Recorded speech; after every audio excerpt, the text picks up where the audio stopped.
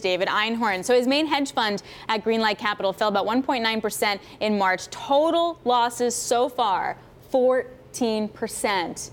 And you think he would have done better, especially since FANG stocks just got so hammered in those last 2 months. Yeah, we were anxiously awaiting this on Thursday, and when it came in on Friday, we were thinking that he would do a lot better, essentially, because some of his bubble basket of tech stocks, as he calls them, really suffered in March. Amazon.com, Netflix, but it still came in at down 1.9% for March, which, as you said, Alex, brings him to a 14% loss for the first 3 months of the year, which is rough. Well, and it's not just tech. Tesla specifically, he was very negative on. I've interviewed him, and he said Tesla I would not invest money in. He's shorting Tesla. He was really against Tesla. So is his longs? Is his longs? Well, that's the question. Where's he losing the money? Where did he lose all that money? Yeah, so he is actually some of his long picks as well haven't done very well either. So he's kind of getting hammered on both sides. In February, he said on a conference call with investors that this is the worst underperformance that the firm has ever seen.